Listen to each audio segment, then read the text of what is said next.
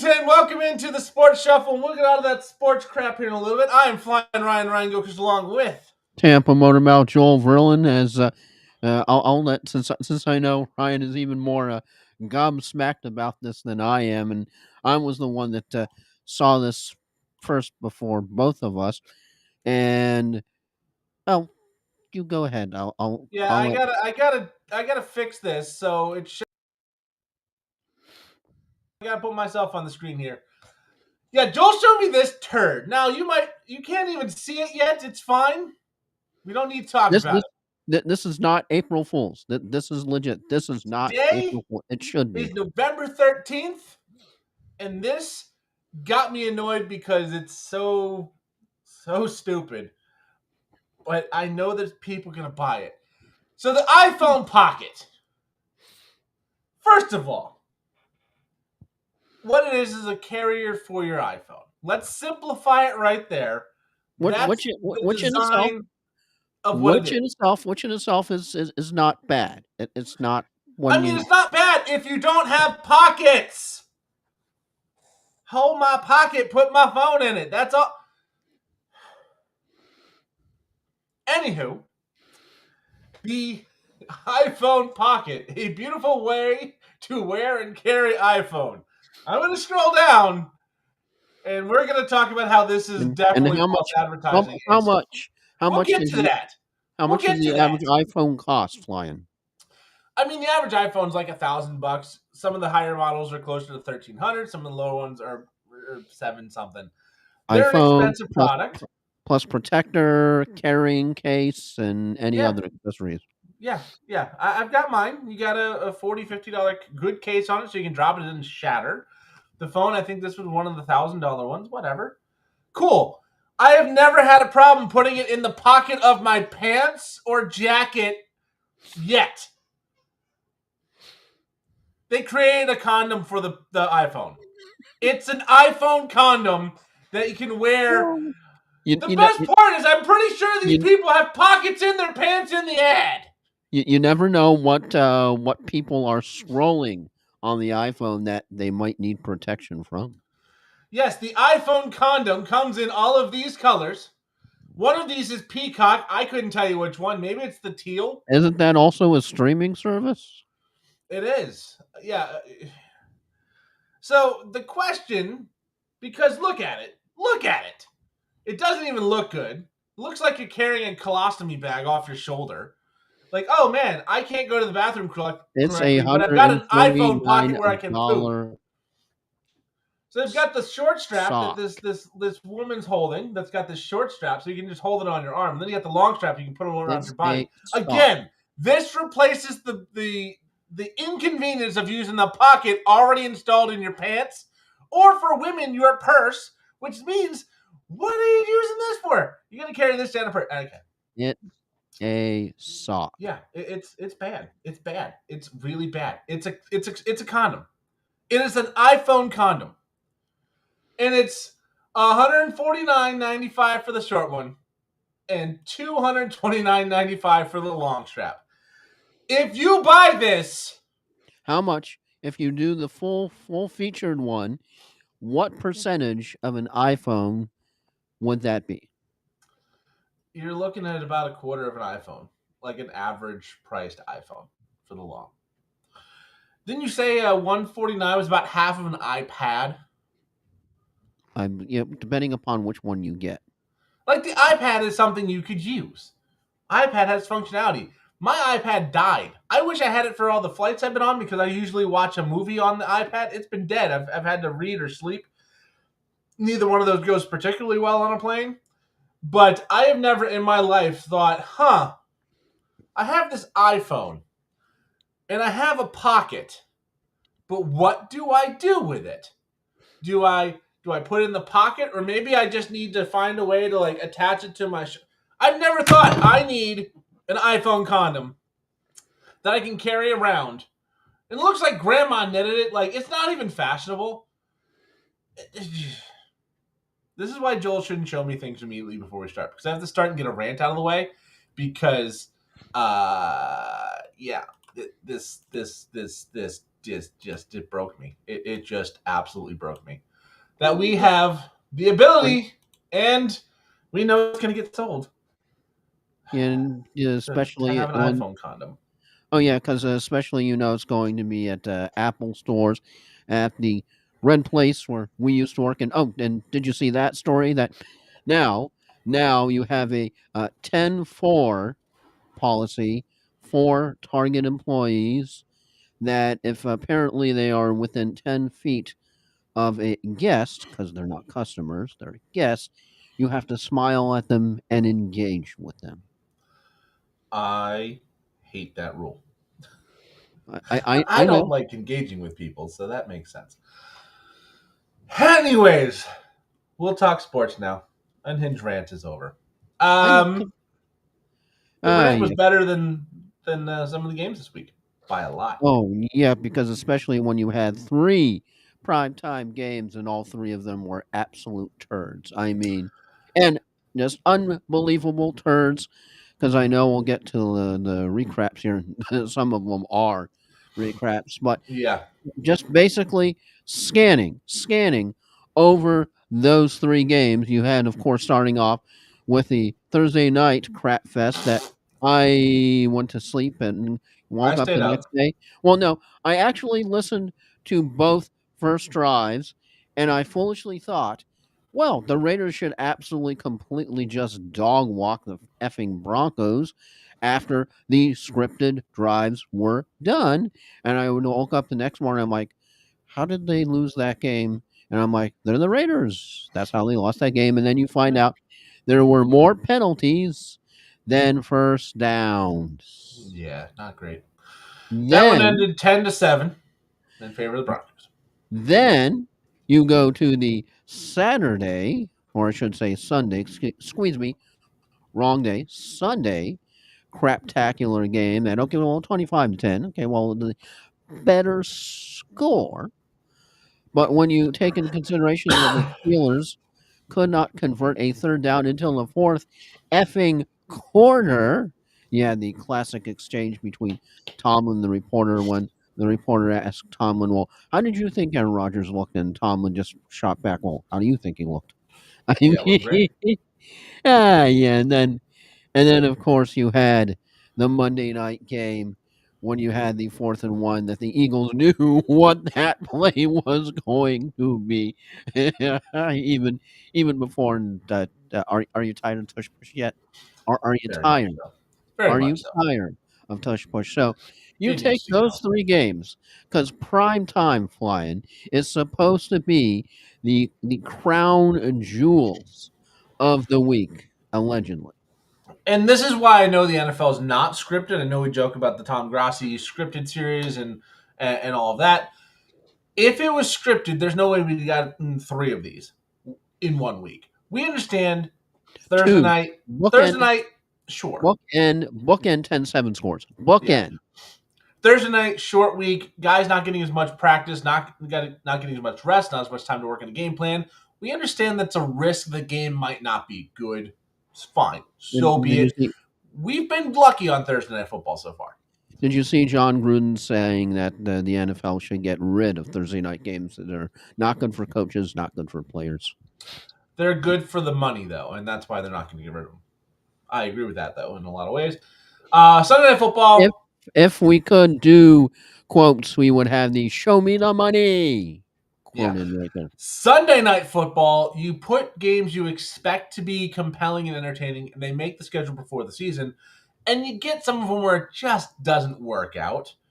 That happens as well. And then later in the season, you start seeing those bad games flex out. So maybe this one was stuck because it was two above 500 teams, but it didn't work out. And then Monday Night Football, there's no excuse when you have two of the top teams in the NFC. It was a battle for the 1 seed. And it was, I right before halftime, Joe Buck is saying, this has been a really compelling and entertaining game for 0-0. And I texted my buddies, did you hear that? He said it was an entertaining game. I've only fallen asleep twice already. And then I fell asleep 2 more times, once after halftime, and then once when I woke up in like the late third quarter, never woke up again because the game didn't get any better. I wonder if all of a sudden, when you're the broadcaster and you get like a jolt, like a drrrt, okay, you're supposed to say, "Well, this game is really being compelling, and I can't tell you how amazing this game is." It's like what the remote jolt from the powers that be. You must promote this game. Yeah, and it's one of those things that I think proves that ESPN is in the wrong with their YouTube TV because that was unwatchable. You were doing everybody a favor by not letting them watch it on YouTube TV. If you have the service and don't have a satellite or an antenna that can get the game for you. Anyways, we don't need to talk about Broncos Raiders anymore. 10-7. It was a turd. Move on. Yeah, that was a sucky, horrible game, and the Cowboys have worked together to put a fund for Marshawn Nealon's girlfriend, and who is unfortunately pregnant with his very tragic passing last weekend, to make sure that both of them will be taken care of for the rest of their lives. Yeah, hopefully. We'll see what happens with all of that, but yeah, there were a lot. We lost Paul Tagliabue over the weekend as well, former commissioner of the NFL. So at the game I was at, they had both of those tributes before the game, moment of silence, all of that fun stuff. That was not very fun. We'll talk about the game experience that I had in a little while. Maybe it was my final thought. I don't know yet, but yeah, let's talk about the Germany game. Well, Colts do you want 31-20. What's that? do you want to get some news and notes first? Yeah, we'll get some news, I guess. Okay, before we get to the Germany game, which actually was one of the It better was a games, good it was one. better than any There's of some big the news, actually. You're right. primetime games. First off, after I know you mentioned Marshawn Nealon, but how about something a little bit more positive? I know you're going to be pumped about this one, flying. The 7-2 Bulls made their debut on Yeah. in the college football playoff rankings. The South Florida Bulls might be in the college football playoffs after Memphis lost to, I think it was Tulane about 2 weeks ago. If they can win out, they have the inside track to win the conference, and they would be the likely recipient of the group of five entry into the college football playoffs. So while that would be really, really cool, I also think it would end really, really badly for USF. But hey, it's something you can say that other schools that are UCF can't say. Well, after USF is done, can they send the Bucks some of their players? They think the Bucks need a little bit of help there. Yeah, that's we'll get to that game here in a little bit. Some NFL news: CJ Stroud has been ruled out for Sunday's game against the Titans. It'll be Davis Mills once again, who was really good last week. Brock Purdy will start Sunday versus the Cardinals. Brock Purdy is now officially back. A- Hopefully, it'll last more than 1 week. And did you see that, Ryan? The NFL sent out a memo to team officials saying that in light of recent gambling scandals and other sports, cough, cough, NBA, MLB, cough, Yeah. hack, hack, cough, hack, the league has worked with lawmakers, regulators, and sports betting partners in recent weeks to limit and, where possible, prohibit prop bets in the NFL. Because not only do you have all the shenanigans going on in the NBA, you have the two pitchers who colluded, and that's crazy. They colluded. They might get 65 years in prison, Ryan, and turns out it was for $12,000. Yeah, not a great plan. Jets have placed Garrett Wilson on the IR. He will be out for the next The 4 games. 32nd best offense in the league just got worse. Yeah, Hey. it's not great for them. And then we had Marvin Harrison Jr. is going to miss this week's game with appendix surgery. And some big news for your Bucks. Bucky Irving seen practicing at Wednesday's Better than walkthrough not seen practice. practicing. We need you. So We need you, Bucky. We really need you. you definitely do. Where is he in this line? Oh, he's still my IR. Let's see. Limited again. So it's still up in the air on Thursday. That was the update from today. He was still limited. It is the shoulder injury holding him out right now, so we'll have to see if he can be back on the field. The Bucks definitely need him, and we'll get to their game here in a little bit to highlight that fact. But anyways, let's go to the Germany game. The high priority stories are covered. Colts win 31-25 in overtime. Jonathan Taylor is he's really making a case for the MVP. Another 200-plus yard game, 3 touchdowns. I think he had over 280 total yards with the receiving. Those 3 touchdowns were huge. Tyler Algier is the vulture of all vultures, taking Oh 2 my touchdowns from Bijan. So if you have Bijan in fantasy, you're not OMFG. happy.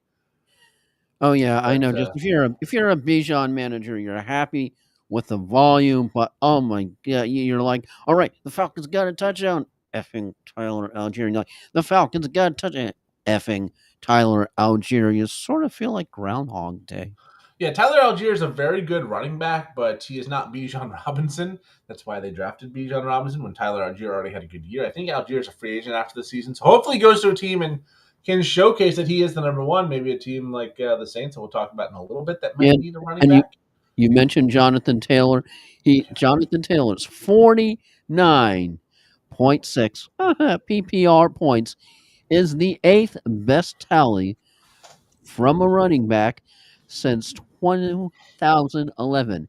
Taylor Ryan is the only player to appear on that list of 8 more than once.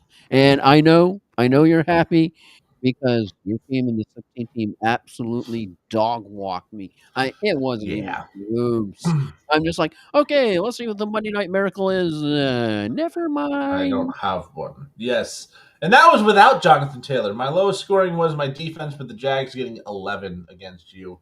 Your highest was Nakua getting 17.4. So that tells you kind of how the week went. I'm going to say something. I had a league last week where I needed 3 players to win my matchup: Jonathan Taylor, Devin Achan, and RJ Harvey was enough. Now on that team, it's got Stafford, who had a big week. Wandale was good. Jameer Gibbs. So it's a super team. Won by 114 points. That might be the biggest one I've ever had in fantasy. But Yeah, yeah, that's Jonathan sort of Taylor, RB1 of the week. I think Achan was 2 and Gibbs was 3, and that's usually a good sign for your fantasy team. You've got all 3 of them. and It is a just dynasty league as well. yeah, and Bijan's just Bijan with the Tyler Algier vulturing just he still gets the volume, but just the touchdown looks just okay, give it to Algier and make people cry. Yeah, I mean, he got 2 touchdowns. Drake London was good in this game. Tyler Warren, Alec Pierce has become a fantasy name you have to know. Michael Pittman Drake in a down London has league. just been set and forget recently. Yeah, he's been fantastic. This Falcons team, when they show up and play well, they keep the games interesting and competitive. Hopefully, they can keep doing that the rest of the season because we need them to. And then we go to a game that was definitely shocking because all of a sudden you had the Panthers shock the world by beating the Packers and making Tom Grossi cry. So I figured, well, how are they going to follow up that up this week? Yeah. They're going to follow it up by losing to the Saints 17-7. Um, Tyler Shuck looked really good, which is not something I think we were expecting. But the Panthers, Rico Dowd did get a touchdown. He's still a set and forget play every single week. Alvin Kamara, I think, is done. I think if you got him in Dynasty, you need to find a way out as quickly as possible, if you even so can. I know trade deadlines are starting to come up, but pretty much get anything you can for him at this point. Chris Olave and Juwan Johnson look really, really good still for the Saints. And the Saints, they're a scrappy team. They are now 2-8. There were a lot of bad teams that won this week, Dolphins, Jets being amongst them. But the Saints get the job done, and they bring the Packers down to 500. It helps your Bucks for sure, getting the Panthers to get upset this week. Yeah, Rico Dowdle, 74% snap share, and maybe they're giving him some more. They're giving him some more than because they're realizing he's the bell cow back, as opposed to splitting it down the middle between him and Chuba Hubbard. Yeah. But not quite like those 2 sexy weeks when he was league winners, but still decently. And You mentioned Alvin Kamara. In week 10, 14.5 PPR points, and Alvin Kamara in week 7, 8, and 9, 13.1. So, yeah, hopefully you were able to trade him to maybe a RB needy team because, yeah, you're not sure where the Saints are going to go with now Rashid Shaheed gone bye bye. Yeah, it's going to be interesting. The Saints are going to have to get some help in the offseason and in the draft, but only time will tell what that actually entails. Next up, the Bears 24-20 win over the Giants. They do make a 10-point fourth quarter comeback with the Giants missing Jackson Dart, who left this game with a concussion. Four Um, times either concussed or tested for concussions so far since his start. yeah, he's a little too aggressive. He needs to rein that in, but until he does that, he's going to keep having these problems. Jameis Winston will start. He did not come into this game, but Jameis Winston's going to start the Week 11 game for the Giants. Russell Wilson came in relief here and blew the lead. The Bears. Freudian slip. The Browns, the Bears, whatever. The Bears come from behind. Caleb Williams gets it done in the clutch, and the Bears move to 6-3 and are competing for the top of the division and the top of the NFC. I don't think they're going to stay in that race very long, but they've gotten themselves there right now. Yeah, Sunday there has been a Jameis Winston advisory for the Hudson County area, Ryan, from 1300 until 1600 hours, and it may be extended based on game time conditions. Look for extra turnovers, eat a W to trend, and if you bring any crab legs in the area, make sure to keep them under scrutiny. Yeah, Jameis Winston, of course, the crab leg stealing, W eating psychopath at the quarterback position. I think he was singing Hamilton during his press conference this week, which is, what you want your starting quarterback to be doing during the press conference. And It's some going to be fun, but it's not going to be great for the Giants. And how about Theo Johnson, Ryan, has a 20% target share per game since Malik Neighbors unfortunately went down with the lowest mark of 50%. He was at 24.2% against the Bears and is now averaging, are you ready, over 12 PPR points per game without Neighbors. Yeah, he's been solid as a tight end. One piece of news that we did not talk about that is not related to this game, but they didn't play this week, so we're not going to bring up the Bengals at all. Joe Burrow returning to practice, targeting week 13 or week He'd 14 be to return to practicing. action. He's got a special boot, and the talk that I've been hearing in some of the shows that I've been listening to on fantasy sports radio is that because the question is, okay, do you stash Burrow? And the Yes. whole question is you stash him if you think the Bengals can A, get back to 500, and B, if you think they can take the division and actually go somewhere, because that's when Burrow has the most values. The Bengals continue on as they're doing now. I don't think he has a lot of value. The Bengals are 2 games out of first place in the division.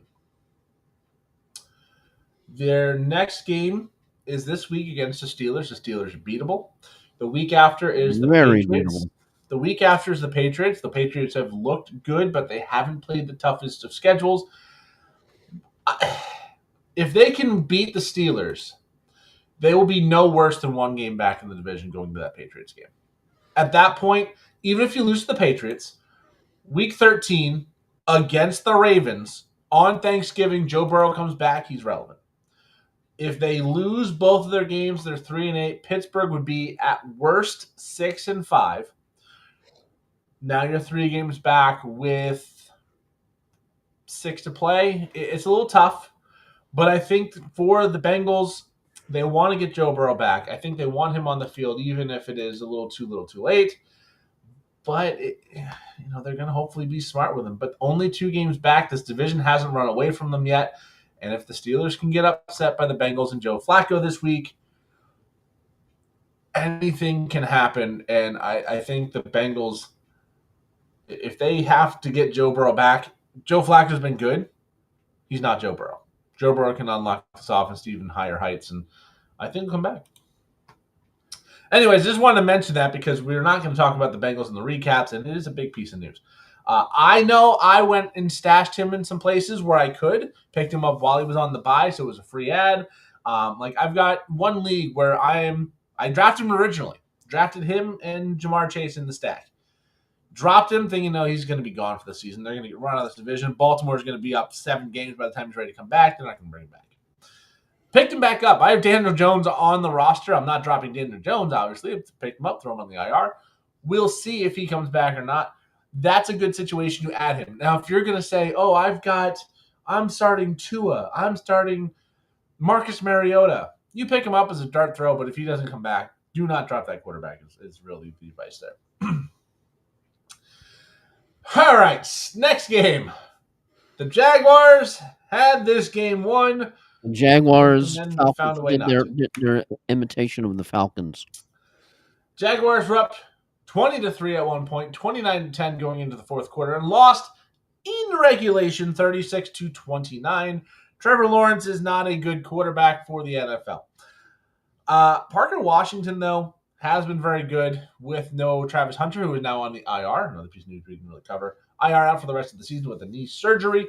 Brian Thomas Jr. was out with an ankle injury. He stepped up big time. But Davis Mills, Nico Collins was one of the best wide receivers in yards last week. Davis Mills was fantastic. This defense got it done late. The Texans, 4-5. They're still well behind the Colts in the division, but we'll talk about the playoff picture at the end. They are still creeping around, and the Giants moved to 5-4, going the wrong direction. All of a sudden, if you counted out the Texans, don't count them out quite yet because even without C.J. Stroud, who's ruled out again this week, they are slowly but surely creeping their way back to 500. And how about Woody Marks flying out snapped Nick Chubb 60-10 on Saturday. So if you had Nick Chubb, I'm sorry. Yeah, you shouldn't be relying on Nick Chubb. They're going to go with the rookie, the younger guy, anyways, just because they got to see what they've got in him before they make some decisions on next year. Who knows what's going to happen with Joe Mixon going forward? He has been out all year. There still seems to be no expected timetable on his return. No real news coming out on him. I think he's probably just not going to be back. If you got him in fantasy, you could probably drop him at this point. And we'll move on. To the real question, did Mike McDaniels troll Bills fans after the Yes. game? Yes, he did. Yes, he did. The Dolphins win 30-13 at home against the Buffalo Bills in a game that wasn't as close as the final score indicated. The Dolphins got up early. The defense made some key plays for some big fumbles from Allen and James Cook. And this game was never in doubt. I mean, there were parts of this game where you're looking and the betting line was the Dolphins minus 2.5, and they were up 17. And it's like, well, why? Why? Nobody expected this. Even when it was happening, the lines were not changing to say, oh, yeah, no, it's going to be fine. Or maybe it was Dolphins minus 2.5 when they're up 17. But either way, the Bills, they beat the Chiefs. And I know you can get high in your own supply, but you beat the Chiefs. And next week you play Tampa Bay. So maybe this was just a trap game. They thought, oh, we already beat Miami. They just fired their GM. This is a team on the decline. Buffalo either didn't show up or maybe the Dolphins are a little more scrappy than we thought. They are seemingly fighting hard for Coach McDaniels to keep his job. And as a fan, I don't hate McDaniels as a coach. I just don't think he's right for the situation. But if the team keeps fighting for him, he can stay. No one's going to have a problem with it. But the Bills, this is a huge loss for them. They fall to 6-3. They are now a game and a half behind New England in the division. They are squarely in that wild card race. They are currently in. We'll talk about the playoff picture at the end, but I think they're the 6th seed right now. And it's just the Bills are going to have a tough schedule the rest of the way, too. I mean, we talked about Tampa Bay. They've already got the Dolphins off their schedule, but they're going to play the Patriots at least one more time. The Bills got to start winning. And this was a loss that they really could not afford to try and stay in contention for that 1 seed and the division win. Buffalo looks like a flawed team. This is a year where nobody looks great, and Buffalo exemplified that this weekend. Yeah, because once again, you're going to have that starting winning streak Ryan brought up and made to take to task. Was it fraudulent? Who Yeah. did they play because when last time the Dolphins beat the Bills, and you put all those days together, they're years. That's saying something, and it was definitely a Devon Achane day. He's averaging 21.4 PPR points per game in this year, and he has scored below 16 PPR points just once. That'd be week 7 against Cleveland, because we know Cleveland plays the game stuff, Yeah. especially run defenses, where he still ran for 82 yards and scored 12.8 PPR points in spite of that. And probably one of the things that just represented the Bills' day, Ryan, would be when you saw Josh Allen just hitting his helmet, calling for the penalty and wanting the penalty. That Yeah. I think that just pretty much was encapsulated the Bills' day. Yeah, it seems like these quarterbacks that are really high profile guys, when they're getting their teeth kicked in, they become whining little divas very quickly.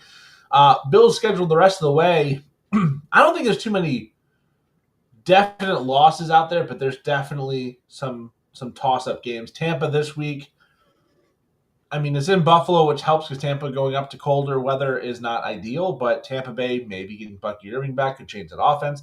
Eesh. Next week they go to Houston, and yeah, Houston might not be the best team in the league, but they've got an elite defense that can shut things down if that offense is going at all. Who knows? Pittsburgh. Pittsburgh's liable to have a great defensive game here and there. Their offense can pop, not a When they guaranteed win or show up, loss. Week 14 against Cincinnati. This could be a Joe Burrow's back game. This could be where the Bengals are starting to try their rally. Not a guarantee there. Then they have to travel to New England in Week 15. That's going to possibly be what determines the division. At Cleveland, I mean, good defense, but probably not a real risk there. Week 17 against the Eagles. I mean, the Eagles haven't looked great, but they're still one of those top teams in the league. And then Week 18, they're playing the Jets. So not a guarantee that they're going to win more than 3 or 4 of those games the rest of the way. That puts them on the playoff bubble if that is the case. So, as a Dolphins fan, I don't know where that came from. And as a Dolphins fan, I'm happy we beat the Bills, but as far as the draft position goes, that obviously hurts the cause. But maybe the Dolphins think, I mean, they've got a soft schedule the rest of the way for the most part. Maybe they think they can get back into this. I don't know. Moving on. Ravens 27-19 win over the Minnesota Vikings. Lamar Jackson looks much better than his backups for sure. Derrick Henry not really getting it going as much as you would want for fantasy. Justin Jefferson struggling. I think J.J. McCarthy is becoming a little bit of a problem because Jalen Naylor was the best receiver for the Vikings, and that should not happen when you've got J.J. and Addison on the field. But that would be a Ravens, bad help to no one. yeah, the Ravens 3 wins in a row. They're 4-5. They're one game out of the division. They are very much in the thick of things. I do think the winner of the AFC North is going to be the 4 seed. That's just how it is at this point. There's too many games ahead for the Colts, for the Patriots, and for the Broncos. I think all of them are 8-2 at this point. Yes. So the 4-5 Ravens, I just don't see getting back into that mix. So I think the winner of the division is the 4 seed. That could be a Buffalo Baltimore first round game if or the Chiefs. I mean, this is going to be a big one, but they are rallying. The defense is looking much better in the last few weeks, and the Ravens look like a team that you don't want to play in the playoffs, at least. Yeah, and you had all of the chirping about all the false starts, Yeah, but we'll also get to false starts later too with the Packers Eagles game. Ooh, you also had Aaron Jones out snapping Jordan Mason. I'm sorry, Jordan Mason that's owners, what it should be. 48-16. Let me say that again. Excuse me, 46. I'm too off. 46-16. It's still pretty ugly. Yeah, pretty much a 3-to-1 ratio is not great for the backup. Yeah, because Jones 71% snap share was by far the highest of his season this year. Previous high 53%. And if you're a Jordan Mason owner, you're probably yelling at your screen. Hopefully, you were smart enough not to play him. I know I've got it. I think I actually dropped him this week. That was who I dropped to pick up Burrow. I dropped him. That's a league where I've got Kyron, Dowdle, Jalen Warren. I've got Montgomery. I can afford to drop, and I've got Hubbard. I can drop Mason, picked up Burrow, threw him on the IR. Then I actually picked up Bigsby for a second, just in case Saquon got hurt in the Monday Night Football game, because that's when I picked up all these guys. And yeah, he didn't get hurt, so I think I got rid of Bigsby. And are Yes. we going to go to the offensive masterclass? And I'm being very, very sarcastic here. It's offensive on the eyes. We're going to Jets Browns. Jets win 27-20. They had two special teams touchdowns and a 14-0 lead before they touched the ball on offense. Justin Fields, well under 100 yards passing once again, this time in a win. Quidshawn Judkins is still a very good football player. And really for the Browns, it's just the tight ends that are doing anything on the receiving side of the ball. Although Jerry Jeudy had his best game all season. But the Jets, yeah, they got the win. I don't think they wanted the win here. Brees Hall, though, he's getting ridden the rest of the way. So if you got Brees Hall in fantasy, if it's a redraft, congratulations. You've got a golden ticket for the rest of the year. He's going to get all of the work. Dynasty, we'll have to see what happens with him next year, whether he's a franchise tag, extends, or most likely goes somewhere else. Are you ready for the "Are you me" stat from this game, Ryan? All right, let's go. The Jets had 11 pass attempts on Sunday. 11. Now, weather, I think, was a factor. I know where I was in Washington, we got it a little bit later in the day, but the wind started picking up, the rain started picking up. Um, Maybe that was a factor. Maybe it's just Justin Fields. Um, but yeah, this was two bad teams playing bad football, and I think we move on. Both We will teams 2 and move 7. on to a big boom. Yeah, the Patriots winning the game 28-23 over the Buccaneers. Trevion Henderson, My two Buccaneers massive judgment touchdown is runs. bad. Yeah, you took the Bucks in this one. I took the Pats, and I was right on that one. That's a good thing for me. But Henderson getting the full opportunity once again, had a monster day, running to the outside, which is what he needed to do, especially against Vita and that Bucks offense. Emeka Egbegbue, as some of us would call him, who, by the way, Gronk, one-day contract to retire a Patriot today. Did you see Um, when he asked Robert Kraft what the signing bonus was? yeah, because they wanted him to play in the game. He was joking. He was like, well, what's the signing bonus? He goes, I see nothing's changed with you. Yeah, A big boom. Egbegbue. But the Bucks do fall in this one. They fall to 6-3, still in a comfortable enough position in the NFC South. The Patriots 8-2. This is not a soft win like they've been. Oh, you beat the Titans. Oh, you beat the Browns. You beat the Jets. You beat the Dolphins. You beat all these bad teams. The Bucks are not a bad team. They are severely injured on the offensive side of the ball. No Evans, no Godwin, no Bucky Irving. So that is a factor here. But you still beat a team that's 6-3 and likely going to win the division, and if healthy, can make a noise in the NFC side of the bracket. So the Patriots, they got the Jets tonight. So it's not getting harder than it was last week for sure. But the Bucks fall to 6-3, Yeah, and we got to hope that they can get healthy soon. If Bucky comes back this week, Evans can come back soon. Maybe this team's going to be something. because this game showed one thing, right? How They need important, Bucky. not only Bucky, because why do they need Bucky? They need Bucky because they need running. Trevion Henderson showed in Yeah, this game how integral running is when you are a running team. If you take away those two running touchdowns by Henderson, I think the Bucks win yeah, this game. And you look, Rashawn White, 0 touchdowns. You look, Sean Tucker, 0 touchdowns. Tez Johnson was doing his magic. Flipman was rocking.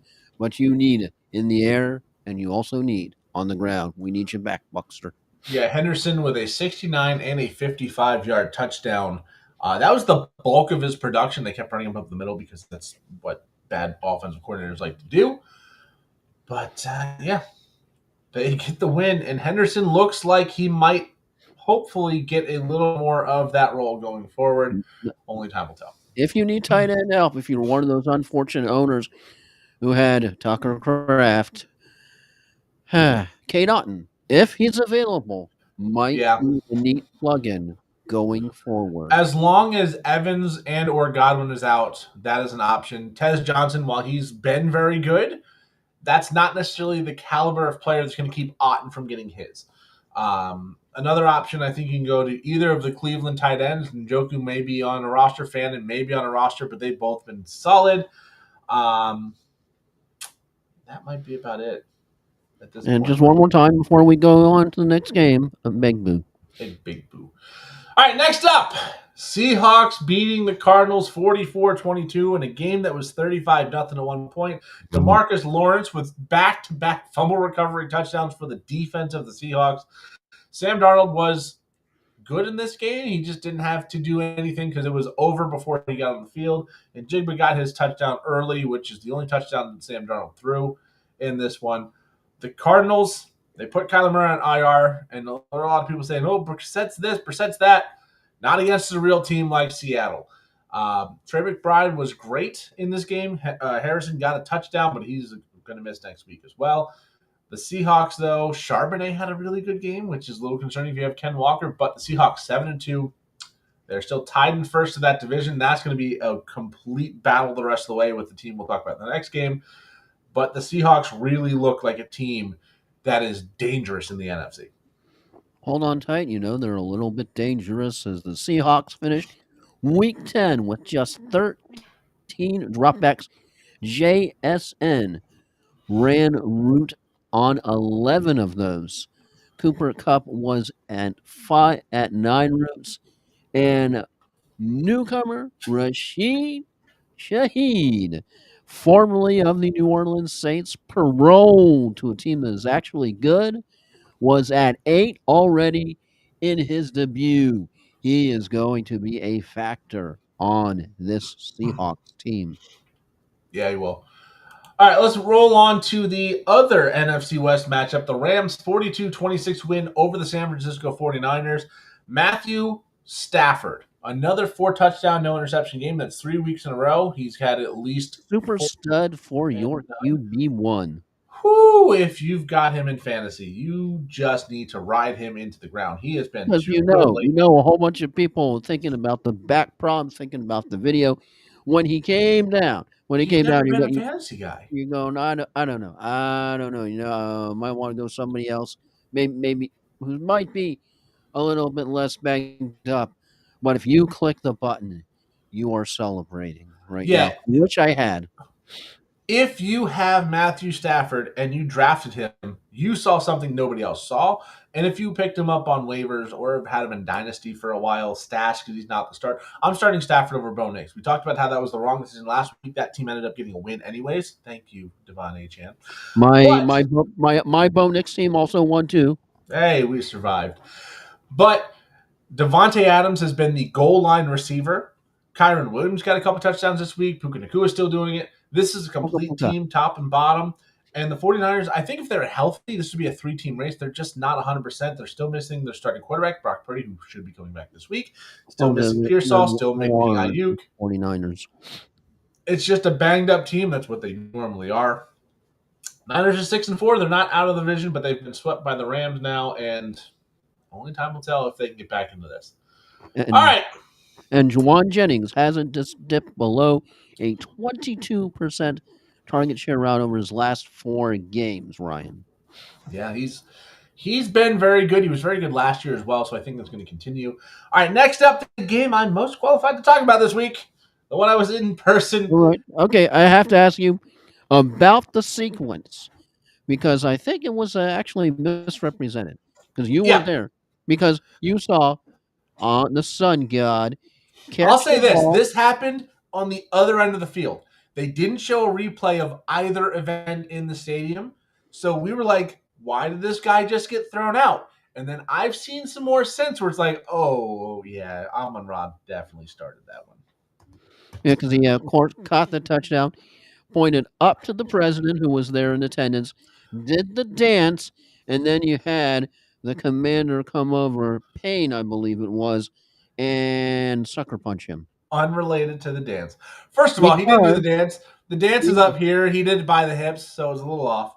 But because St. Brown said later on that he did get into it with Payne and he should have been flagged. So you and thought Payne put the video online of him getting punched on by Instagram. Amon-Ra I and saw that. go, oh, okay. Yeah. So, I mean, given they usually get the second person, I don't know how they missed the first one. Amon-Ra should have been thrown out of the game, but he wasn't. Because he's very physical. Yeah. The Lions didn't have a punt or a turnover until the game was well decided. They had the backups in. Um, Jameer Gibbs, 3 touchdown game was amazing to see. Amon Ra, Jameson Williams with a great game. Not a good game for David Montgomery, but at some point someone's got to have an off week. Sam Laporta was very good. There was just nothing, literally nothing was stopping the Lions team outside of halftime and the end of the game in this one. For the Commanders, I mean, Deebo Samuel had a touchdown. The guy two places Welcome next to me. back, Jameson freaking Williams. Dan Campbell keep calling them plays. So where we were in the stands, we were in one end zone, closer to where Debo scored. And the way we had it was 5 of us. We had 3 to my left, me, and then 1 to my right. And then next to us was a dude who was a fan. He brought his dad to the game. He won like some koozies. They had it on the back of the seats. So that was cool. He just was sitting there going, Debo's such a fat pig, man. What is he doing out there? And then he gets the touchdown. It's like, somebody must have told him there was a honey baked ham waiting for him if he scored. Fantastic commentary. And there was Trump was in the box for this game. So there was some weird, different commentary for this game. And I got what I got, which was fun. The Commanders don't look right without Jaden Daniels. I don't think it's going to get better until he comes back, if he comes back this season, because the record may dictate that that's not really worth the risk. But the Lions looked absolutely dominant. As soon as they got the ball, every time they're not getting stopped. They're scoring points on this drive. You have to love JMO going from average of 7.8 PPR, 14.8. Yeah. Finally, if you started him at flex or wide receiver, you are definitely doing your own dance because you're going, oh man, just all these weeks of next to nothing, next to nothing, next to nothing. And finally, he got these skills. Yeah, Dan Campbell taking over the play calling may have been the best thing for this. We'll talk about the game experience that I went through with the president in the building as part of my final thought, because it was a little bit different than your normal game. And we'll talk about that here in my final thought. Yeah, Next up, we'll go ahead. it's definitely different. I can imagine when Air Force One flies over. We'll talk about the flyover, because we'll talk about it. If you haven't seen it, go watch the video. I guarantee the plane looks higher on the video than it actually was. Next up, the Sunday Night Football turd. Steelers 10, Chargers 25. Yeah, the Chargers, Lad McConkey with a massive night in this game. So if you had him, you were happy. But outside of that, you really weren't too excited. Chargers go to 7-3. The Steelers Yeah. I was listening to that game on the couch, and when McConkey got the touchdown, that's when you're going like, oh yeah, score for me. Yeah, he got the late touchdown in the first half, and then about a 50-something yard reception to kind of put this game out of reach late. The Chargers don't look like a team that's going to make a legitimate Super Bowl run necessarily. I think they're too beat up on the offensive line. Their defense is a little bit more hit or miss. You're kind of watching Justin Herbert doing the limping thing, and you're wondering how close it's going to be Easton stick time. I hope we don't get to that point, but only time will tell. Of course, they still have, where is he? Omari Hampton on IR. He is out of the walking boot. He won't be back till after the bye week, most likely, which is week 12. So he'll be back in week 13. But they need him back because Vidal is not the answer there. Yeah, because Vidal was he was the bell cow back, 93% snap share, season high, 96% running back rush share, 73% route participation rate. That all added up to not a whole lot of a lot. Yeah, not much there. All right, let's get this last one out of the way. Eagles 10-7 win over the Packers in a game that was as unwatchable as it gets for me. AJ Brown's telling people to get rid of him in fantasy after the game. It's not looking good there. Saquon Barkley has a quiet night. You did have the touchdown by Jacobs. You did have the touchdown by Devonta Smith, so for fantasy it wasn't all bad. And I think Goddard at tight end was fine, but there was a league where it was a Jalen Hurts versus Jordan Love, and the person who had the better night there was going to get him a win. And that did come to fruition, but it was like a 9-7 type of game for the fantasy points in that one. Just real sloppy, real ugly football all around. Yeah, and if you were wondering, well, Monday came and gone, and all of a sudden, well, A.J. Brown is quiet. Yeah, that didn't stay that way for long. He tossed out to fantasy owners, if you have me, get rid of me. And then another one, he goes, it's the 2025 season is a spit show, and he's something else that rhymes with spit in video amid his struggles. So yeah, he all over the place, apologizing but not apologizing. As and then you just have like Devonta Smith trying to extinguish the fire. I mean, it's just such a reality show. Yeah, it's not great. But they're 7-2. We'll talk about the playoff picture here shortly. But they get the win 10-7. Doesn't have to look good. There's no pictures on the scoreboard, no pictures on the standings. They get it done. So we didn't mention Brian Dable getting fired by the Giants as well. That was a pretty big story. Part of why Russell Wilson is not starting, I'm sure. How about you do your final thought, and then for my final thought, we do winners and losers. All right. Well, let me go over the standings first for the playoff picture. NFC Eagles are the number 1 seed at 7-2. The Seahawks 7-2 are the 2 seed. Lions 6-3 are the 3 seed. Bucks 6-3 are the 4 seed. I believe both of those because of head-to-head tiebreakers. 5th seed right now is the LA Rams. 6th seed is the Chicago Bears. And holding on to that 7th seed after losing, the Green Bay Packers. 8 is the 49ers, 9 is the Panthers, 10 is the Vikings, 11 is the Cowboys, 12 is the Cardinals, 13 Falcons, 14 Commanders, Saints, and Giants round up the conference. In the AFC, we have 3 8-2 teams. The Colts first, Broncos second, Patriots are third. Steelers, by way of leading the NFC North or AFC North at 5-4, are the 4 seed. At 5, at 7-3, it's the Chargers. 6 is the Bills, and 7 is Jaguars. Outside looking in right now, the Chiefs at 5-4 are currently the 8 seed. Texans and Ravens both 4 and 5 in that order. Then Bengals 11, Dolphins, then Jets, Raiders, Browns, and Titans being the lone 1-win team remaining. All right, so if you've been to an NFL game, you do know, for my final thought, you do know you're going to go through security. You do know you're going to be, screened, walk through metal detector. When you go to a game where the president's supposed to attend, Secret Service apparently takes a look at every single person to an extent. They wanted everybody, if they had any reason to suspect you were trying to bring something in, they pulled you off to the side or maybe to a more private room and got to the bottom of it. They even were checking inside of wallets. Like, usually you put your wallet and your phone down and they just move it because, it's a wallet. What could be in there? Like, no, we're making sure there's nothing in here that looks foreign. So I can safely say I've been screened by Secret Service now, which was cool. I mean, the whole trip we did the walking tour, went to the White House. You could not see the construction from the street where we were at. We went to the Washington Monument, went to the Lincoln Memorial. There were 4 people dressed as the Handmaid's Tale protesting because that's what they do. Again, we're not going to talk about our viewpoints on either one of those topics, but that was what I saw up there. World War II Memorial, very, very cool. We didn't get everything done in that trip because it was only a couple days, but then you get to the game. And it obviously was Veterans Day weekend. So they're doing their salute to service. Let's respect the troops. Let's do this. That is why Trump was at the game, so he could do an oath of enlistment for some new recruits at halftime.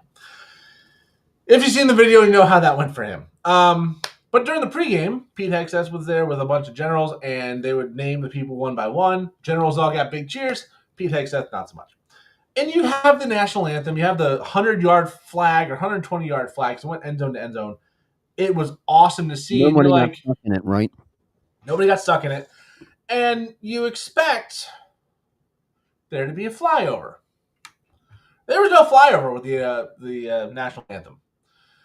So Joel did mention that there was a flyover. There was. It was unannounced. It was unprompted. It happened halfway through the first quarter because they were running behind. And when I first heard and saw the plane clear the top of the building, it was low enough. I'm like, oh, this is a terrorist attack. This is bad. It barely looked like it cleared the lights. It was low enough. It was Air Force One, so it wasn't a terrorist attack.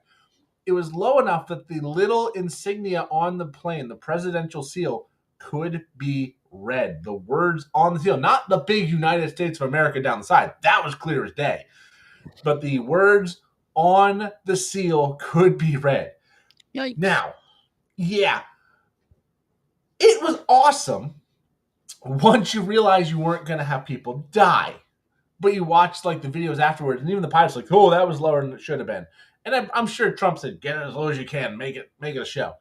Um, yeah. Anyways, so the game's progressing. They're talking at halftime. Hey, we're doing this salute to the fallen troops, and we knew there was a special thing with Trump involved. We didn't know what it was at the time.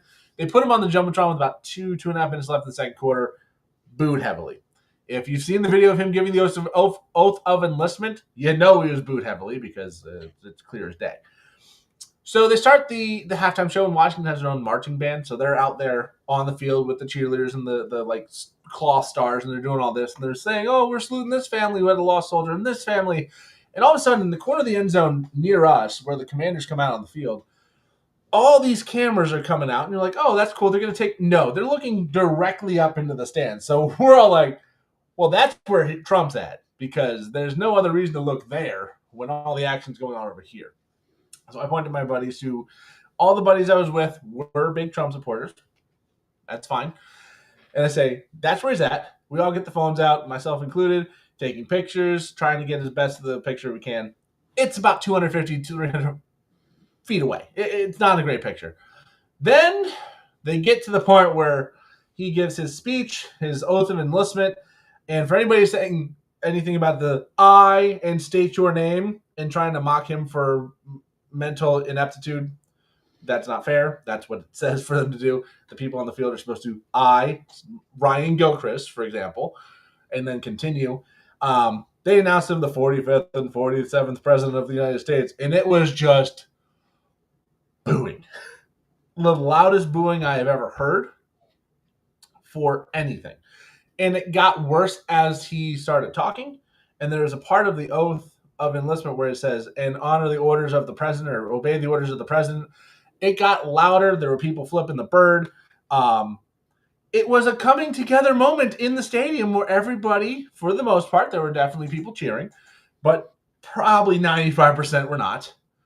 It was a moment where everybody came together and was doing the same thing. And it was weird because these were people that were talking crap back and forth just before that because the Lions were kicking the crap out of the Commanders. And it was just interesting to see how that went. That was one of the things I was looking forward to most, is seeing exactly where that reception was. And it was very, very negative. And I was kind of surprised that we didn't see anybody spin it. Oh, no, it's just this. No, he got booed heavily. But yeah, Northwest Stadium as well, one of the worst stadiums in the NFL, they claim. Pretty nice stadium, all things considered. They will get a new one here in the next few years. But this is the stadium that had the pipe break and drop feces on people. The people where Jalen Hurts got nearly crushed by Yep, the I railing remember that. breaking. Yeah, all kinds of things. It's not the nicest stadium, but I thought it was nicer than Jacksonville and Buffalo Stadium. And Jacksonville was going to be playing in Orlando in 2027 because they're getting a renovation to their stadium. That's going to be very invasive. But I didn't think the stadium was that bad. I thought the experience was really cool. We saw one of the motorcades come in as we were walking to the stadium. It was a really good tailgate area. I mean, all in all, really good trip. The game was a little more compelling than the 10-7 games we saw this week, even though it wasn't necessarily competitive. I think it was like 900 yards of total offense, so it was really good. And yeah, we got to see the Lions, who look like a super team. So that was a fun trip. But yeah, if you haven't seen the video of the Air Force One flyover, I guarantee you, when you look at it, it looks like it clears the building by a few hundred feet. In person, it looked like it cleared the lights by about 50 feet. And that is terrifying when you are in the stands. Maybe they're trying to imitate, Maverick trying to do the test flight. Well, even after they landed, Trump gave like a quick, "You've never seen a flyover like that." I think he told the people in the plane, like, do this where it's like legendary flyover where everybody's gonna be like, "That was so cool and so low." And it's Air Force One. Like, and it was cool and it was low and it was terrifying at first. But once you realized, oh, Air Force One's not hijacked and going into the side of the stadium, you're like, oh, that's really cool and really low. Anyways, that's my final thought, Joel, with your final thought of winners and losers. Winners and losers, starting off number 8 with the losers. Be Steelers. When Aaron Rodgers looks like that, when the defense looks like that, and when you don't score a third down conversion in the fourth quarter. You are number 8 Falcons. Next one up. Yeah, you score that much and you lose. Also, Bijan managers in week 10. Jesus. Number 7, Bucks defense and Bucks running game. Could have used some more stops. Could have used Bucky. Let's sigh. Number 6, anyone. And I think I'm looking at somebody who had to sit through that entire Thursday night football game. And both the Broncos and Raiders this week should have become losers. Yeah. Number 5, the Panthers. You beat the Packers, and that's how you follow up with losing to Shock. Are you kidding me? Are you shucking kidding me? But yeah, that's the Panthers. The Browns, Jets offense, woof. And you let the special team still get 2 TDs on you, even after they traded 2 players, including one Sauce Gardner. Good job, Browns. You are the factory of sadness. Is The Browns Deshaun have a permanent location on this list. They have a key. They've got nice furniture in that apartment. It's always on this list for the Browns. is Deshaun Watson come back yet? He won't. He won't come back Giants, you had them, and you choked that game away. again. GG Giants, so long, Dable, and it's time to eat a W and get ready for a few turnovers because it's famous. Jameis Winston time is coming to NYC, and you better not shout, and you better not cry. Although I think that's somebody else. But yeah, the Bills, maybe there's something once again to that starting winning streak being fraudulent. I don't think that we can say that enough times. When you win to the Dolphins, the freaking Dolphins, no Tyreek Hill. The Bills, who apparently wanted to trade for Jalen Waddle, but did not want to give enough. They could have used some Waddle in week Yeah. number 10. Oh yeah, and now they get my Bucks. I think I'm leaning towards the Bills. We'll see. And we still have to do our picks. We'll let you finish winners and losers, and we'll go back and do the picks. But this is a tough week for picks for me. I'm looking at the docket of games. There's a lot of toss ups out there. And number 1 loser, you know who that is, Ryan.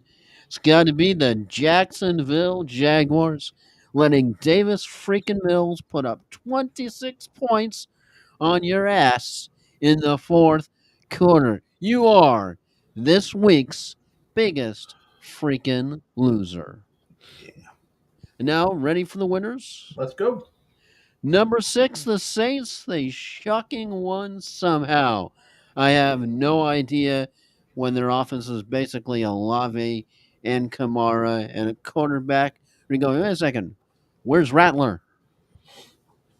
Number 5, Ravens are on a mission as they stomp the horns. In Minnesota, the horns fall silent. In week number 10, how about Derrick Henry? Are you ready, Ryan? He Mm-hmm. is almost going to eclipse his high school yardage, and that's a lot of freaking yards. Yeah. Number 4, I can't believe I'm saying this, but the Bears do a Broncos on the Giants. We sense a trend here. Yeah. And number 3, Pats, the new Patriot Empire, the dark side has arisen yet again, and Drake May is just that bleeping good. As it pains me to say it, the Patriots have arisen. Again, I think Drake May is right now leading the MVP race with Jonathan Taylor being number 2. oh yeah, Jonathan Taylor. It's just like Daniel Jones is like, okay, I give up. I'll just hand the ball off to Taylor. Yeah. Number 2, speaking of Jonathan Taylor, Colts nice bounce back, and Taylor runs wild all over the poor Falcons, and the tears are Bijan Robinson managers. That yeah, Yeah. Colts are back, and the number 1 winner I know you're gonna like, the Miami Dolphins. What holy bleep! Whatever Tua and H-Han drank this week, we want some of that. Great job, Dolphins. Welcome back. Is this just a flash in the pan, or are you too legit to quit? I think we've got a pretty soft schedule the rest of the way, so this might be a team that squeaks back into the on the bubble at some point. Washington and Spain this week, then the bye week, and I know they still have to play the Jets at least once, and done with Buffalo. I know they've got the Saints on the schedule, so it could be one of those teams where it's like, oh, you won 3 or 4 in a row and got to 6 and 7, 7 and 7, 7 and 8, and you're on the bubble, even though you really don't have a chance of making the playoffs. But that's very good. Anyways, let's go to Thursday Night Football. Last thing we're going to do tonight, Jets at Patriots. For the Jets, it's Brees Hall, end of list. Maybe Mason Taylor in a It desperation play ain't at tight Garrett end. Wilson. No Garrett Wilson. There's not much here. It's Brees Hall and desperation Mason Taylor. For the Patriots, Ramondre Stevenson is out once again. So Trevion Henderson, I think he has definitely earned some work. You saw what he did against Tampa Bay. Tampa Bay's got a much, much better run defense than the Jets at this point, who just got rid of their best run stuffer in Quentin Williams.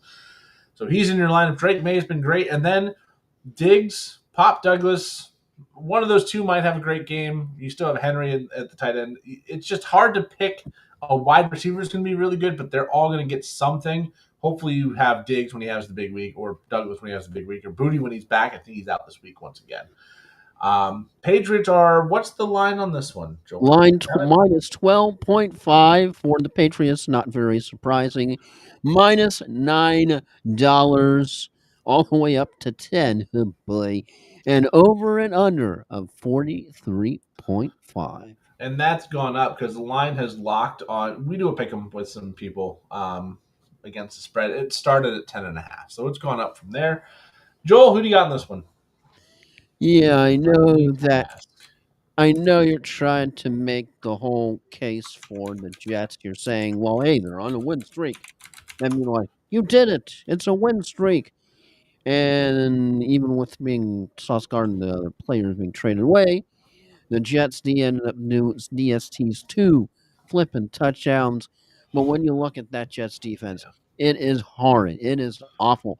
Justin Fields is, of course, a glorified running back, and now they're going up against a real quarterback. And I know you can make the case it's a letdown game. Patriots just went up against my Bucks. It was a very physical game, back and forth, whole bunch of craziness. Is this a letdown game? Are they looking past the Jets? I don't think so. Vrabel is not the kind of coach that I think takes any team or anybody, even the Jets, even the worst team in the entire league, for granted. And I think they are going to pummel them into the freaking ground tonight. However, that is, whether it's Travion Henderson, whether it's Drake May just going all crazy to Stephon Diggs and getting some on the field action. I tell you, it's just hard. I know you can make the case it's a crazy Thursday night game, as you said, just a couple of them left. It's just very, very hard.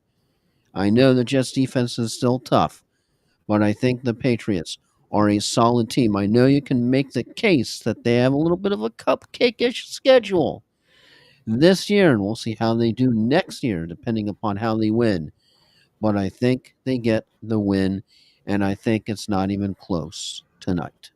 I think it'd be closer just because it's Thursday night and they tend to be closer. Divisional matchups can go either way. But I'm taking New England as well. Next week, the Patriots play Cincinnati, so not a team you're going to necessarily look ahead to playing. So I don't know if even trying to look ahead is going to really be a problem for them. I just think they're too talented top to bottom. I think Henderson really has his breakout. He had a great week last week, but it was 2 big runs. I think we see why they drafted him as early as they did this week. And New England gets the job done. All right, that's our time. We'll be back tomorrow for the Same bat rest of time, same bat channel. week number 11 picks. For what it's worth, standings right now, I am a 148-1. Joel is 95, 53-1 after going 9-5, both of us last week. So 100 wins through 10 weeks is a good start. We got to keep it going. Obviously, we are running out of the bye weeks. We only have a couple more. I think we have another 10 teams total going by the rest of the way. Only 3 more weeks with bye. So, And they're going to Spain this week. and going to Spain this week with the Dolphins. But I am flying Ryan Gilchrist along with. Tampa Motor Mouth Joel Verlin. And again, back tomorrow with the rest of week number 11. And we'll see if we can't get a few more picks right then. And with that, we go.